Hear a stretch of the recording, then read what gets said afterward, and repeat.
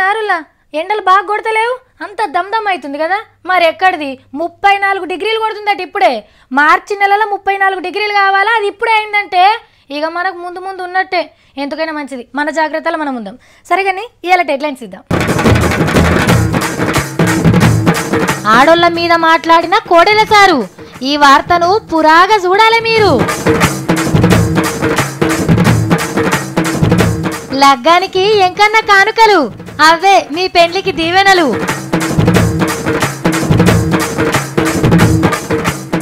బెంగాల్ అసెంబ్లీలా షిల్లంకల్లం, లీడర్లకు తినిపియాల బెల్లం. డిక్షనరీ రాస్తాడట సత్తి. అంగి అంటలేరు, గుండీలు అంటలేరు. ఇది బట్టమ్స్ అంట, ఇదేమో సెట్ అంట. మనకొచ్చేటివే మన పుస్తకములు ఉండాలి. ఇగో నేనైతే ముందుగానే చెప్తున్నా, ఈ వార్తను పురాగా చూడాలి. సగం చూసి ఒట్టుట్టిగానే బీప్ పెంచుకోవద్దు. ముందే మనకు ఆత్రం ఎక్కువ. ఈసొంటి ముచ్చట్లింటే అసలుకే ఆగము. సగం చూడంగానే కరెంటు పోయింది అనుకోర్రి, చుట్టాలకు ఫోన్లు చేసో తెల్లారు చూసో మొత్తం విషయం తెలుసుకోండి.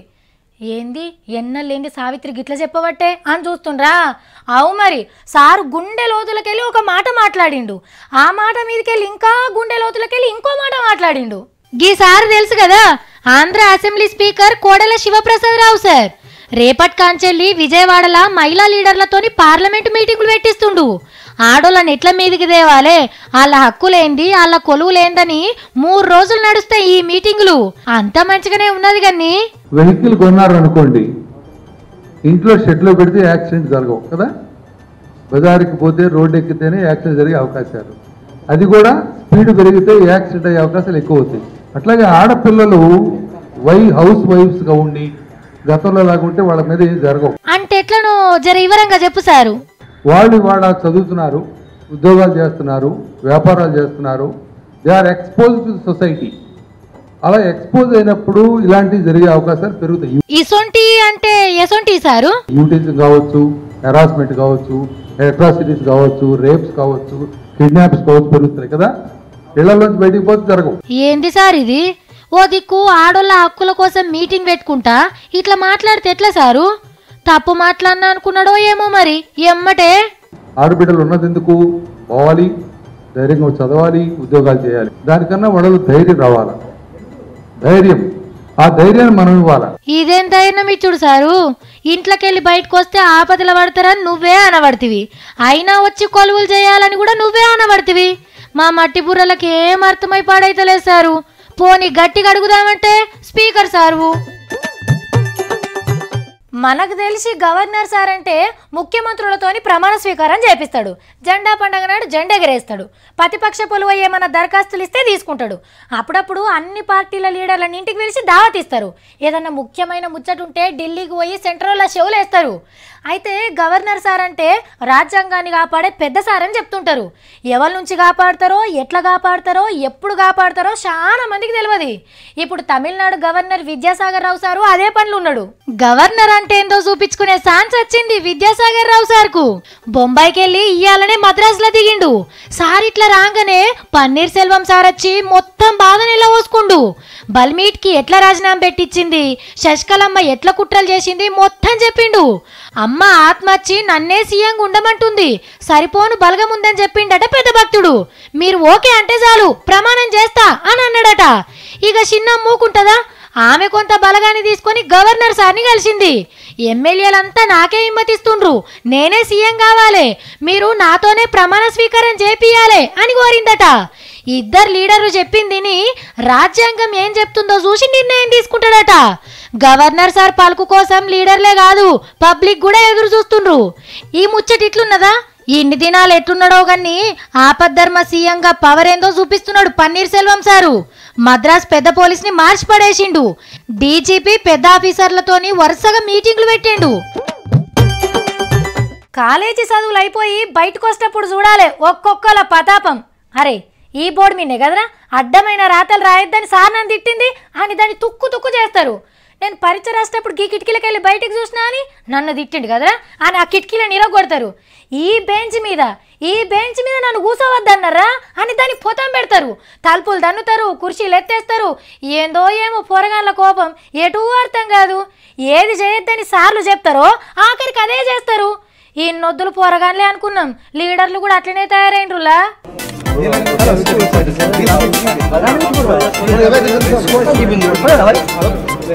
అరే అసెంబ్లీ అంతా ఆగమాగముంది, కంప్యూటర్లు వలిగినాయి, మైకులు ఇరిగినాయి, బెంచీలేమో తుక్కు తుక్కు అయినాయి, కాగితాలన్నీ శిల్లంకల్లం చేసిండ్రు. దొంగలు గిట్ల పడ్డరేమో అని అనుకునేరు. చిన్న పోరగాళ్ళ కన్నా అభిమానం చేసిండ్రు. ఒక బిల్లు మీద సర్కార్కు ప్రతిపక్ష పొల్లకు పురిగలవక పతాపమంతా కుర్చీలు, కంప్యూటర్లు, కాగితాల మీద చూపించిండ్రు. ఉత్తమ ఎమ్మెల్యే అనిపించుకోవాలి అని అనుకున్న ఒక లీడర్కి దెబ్బలు దాకి దావకండ్ల బెడ్ ఎక్కిండు. ఫైటింగ్ వీడియోలు బయటికి ఇడిస్తే పబ్లిక్ సినిమా టాకీస్లకు ఓరని ఇడవలేదు. ఇంతకు గా బిల్లు ఏంటిదనుకుంటుర్రు? ఉద్యమాలు చేసేటప్పుడు సర్కార్ బిల్డింగ్లు, బస్సులు, ఆస్తులకు నష్టం చేయొద్దని బిల్లు పెట్టిండ్రు సర్కారోళ్ళు. అడ్డం పోయిన 4వ సింహం కాళ్ళిరగొట్టిండ్రు. కానీ చిత్రంగా లేదు ముచ్చట. ఏదైతే బయట చేయొద్దని చెప్పాలనుకున్నారో అదే చేసి చూపించిండ్రు. ఇదే యూనివర్సిటీ పెద్దబాడి, ఇది ఉన్నారు గారా. ఇదే నమస్తే సార్. నమస్తే, బాగున్నావా? మీరేనా సత్యనారాయణ సార్? సత్యనారాయణ సార్ పెద్ద సార్ లోపల ఉంటాడు. మీరు సత్యరెడ్డా? రిజిస్ట్రార్. ఇంతమంది ఉన్నారు, చాలా మంది. మీరు కూడా జైన్ గానికి వచ్చిండ్రా? అరే పొట్టి శ్రీరాములు యూనివర్సిటీకి పోయినట్టున్నాడు కదా మా సత్తిగాడు. సత్తి నువ్వు వలరకు బువ్వకూర ముచ్చట్లు, చీరలు ఏడాగ్వకు దొరుకుతున్నాయి, గివే కావాలి. మేకప్ గురించి ఏమన్నా తెలుసా నీకు? ఒరే యూనివర్సిటీ అంటే ఏమనుకున్నావురా? ఆడ బొగన్ల బగారు పువ్వు పెడతారా నురికినావు. నమస్తే సార్. సత్యనారాయణ సార్. మంచిగా ఉన్నా సార్. మీరు మంచిగా ఉన్నారా? నేను మంచిగా ఉన్నా. పుస్తకం రాస్తున్నారా? పుస్తకమా పుస్తకమా? పుస్తకం పుస్తకమా? ఓ పుస్తకం బుక్ బుక్. నేనే నీ దగ్గర రావాలనుకున్నా. నేనే వచ్చిన నీ దగ్గరికి. ఇప్పుడు నీ పొట్టల 4 కోట్ల మంది తెలంగాణ ప్రజలు మాట్లాడే పద సంపద ఉన్నది. అందుకే నన్ను జాయిన్ చేసుకోండి మీ దాంట్లో. జాయిన్ చేసుకొని మెంబర్ బోర్డులో పెట్టాలనా? బోర్డు మీద రాసి పెట్టుండ్రి. బోర్డు మీద రాసి పెట్టాలా? ముగ్గురితో కమిటీ వేసిన మరి ముందు తెలిస్తే నీ పేరు కూడా పెడుతుంటే కదా. ఓ సారు మావాడేదో తొవ్వ తప్పసినట్టున్నాడు. తమ్మి ఆ సార్తో నీకేం పనిరా? ఒక్క నిమిషం సార్, ఒక్క నిమిషం. ఇప్పుడు తెలంగాణ అసలు ఒయ్యి ఎప్పుడు వస్తుంది సార్? ఒయ్యి అంటే పుస్తకమే కదా, ఏడాది లోపల వస్తుంది. మరి ఇన్ని దినాలు తేలేరు, ఇప్పుడు వస్తున్నది ఎందుకట్లా? ఇప్పుడు సోయి పెరిగింది, ఇప్పుడే తెలంగాణ సోయి ఇప్పుడే పెరిగింది కదా. మళ్ళీ నాకు అన్ని ఎరుకున్నాయి కొన్ని ముచ్చట్లు. మా అమ్మమ్మకు కూడా మస్తు ఎరుక సార్. తోలుకరావాలి నా ఊళ్ళకి వెళ్ళి కొన్ని ఇద్దెలు చెప్తాది మీకు. నేనే పంపిస్తా, ఆమె ఎందుకు ఇబ్బంది పెడతాము సతీ? ఈడికెళ్ళి ఆడికి తోలిస్తారా? నేను నా పొరాలను పంపిస్తా, మొత్తం రాసుకుంటారు వాళ్ళంతా. చెప్తుంది. ఇప్పుడు పుస్తకంలా ఎన్ని పేజీలు ఉంటాయి సార్? ఎన్ని పేజీలని కాదు, కనీసం 1,00,000 పదాలను సేకరిస్తున్నాం. 1,00,000 పద్యాల పదాలు, మాటలా? ముచ్చట్లు. ఇప్పుడు మనము గర్జలు చేసి రాంటాం. గర్జలు, బెల్లఫలు, పెళ్లి కొడుకు, పెళ్లి పిల్లగాడు అంటాం మనం. పెళ్లి పిల్లగాడు, వరుడు వధువు అంటామా మనం? అనము. పెళ్లి పిల్లగాడు. మరి తోడవెల్లి పిల్లగాడు, తోడవెల్లి పిల్ల అంటాము. తప్పు, పల్లెము, పుట్టి కూర, గోంగూర, గంప, తట్ట, కార. అంగి అంటలేరుగా. అంగి అంటలేరు, గుండీలు అంటలేరు. ఇది బట్టమ్స్ అంట, ఇదేమో సెట్ అంట. మనకొచ్చేటివే మన పుస్తకంలు ఉండాలి. నేను పోతా సార్. మళ్ళా అట్లెట్లా పోతావు? వచ్చుడు వరకే నీది, పంపేది మాది. మీ ప్రోగ్రామ్ చూసే కదా నాకు తయారు చేస్తున్నాము. అమ్మ బతకాలి, అమ్మ భాష బతకాలి. చాలా కత్తా. మళ్ళీ మీకు రాలేనుగా నేను. నాకెందుకు? Thanks sir. సత్య వచ్చిందంటే తీన్మార్ మొత్తం వచ్చినట్టు. అక్క సఫర్లు కొట్టు. Thanks sir. సత్యనారాయణ సార్ కోపం మీరు ఉంటావేమో అనుకున్నా. మరి హెడ్ మాస్టర్ సార్ అట్లనే ఉంటుండే, తిడుతుండే ఊకే. నేను నవ్వుకుంటుండే ఉన్నావు. అవును, మంచిగా వచ్చింది. బుగులు కాలేదు నాకు. కాలేరు. పోతా. మంచిగా చెప్పిండు సార్. ఇళ్ళనే జైన్ కావాలి మనం. ఇదేంటి సత్తి, తెలంగాణ యాస భాష గురించి ఇప్పుడెందుకట? నీ ముఖానికి ఏనాడన్నా ఏగిలు వారంగా లేచినావా? ఆకిలు ఓడిచినావా? కసాంతగా ఉండవా? ఫెంటగాడ మీరు వేసినావా? సాన్ఫిజాలి దానివా? పొద్దుకి బర్లు గొడ్లు ఇంటికి వస్తా అంటే పెండ తట్ట పట్టుకొని ఉరికి ఈ కన్నాది నీదే అని గొడవ వాళ్ళేవా? ఇప్పుడెందుకు రావన్నీ?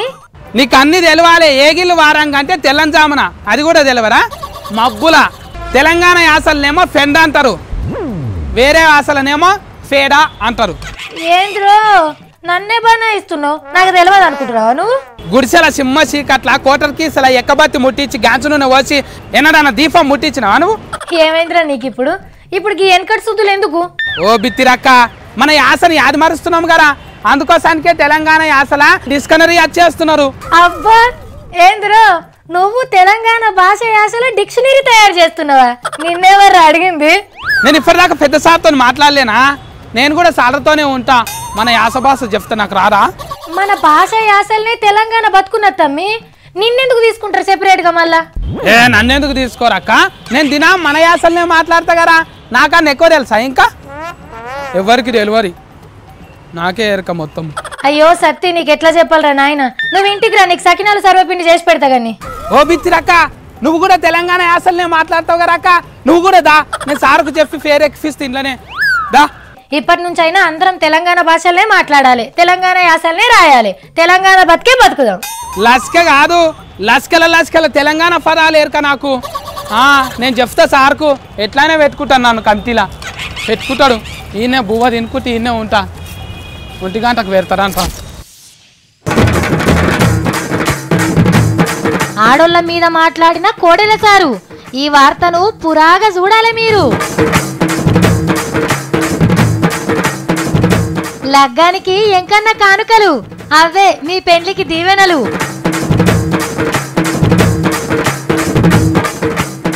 బెంగాల్ అసెంబ్లీలా షిల్లంకల్లం, లీడర్లకు తినిపియాల బెల్లం.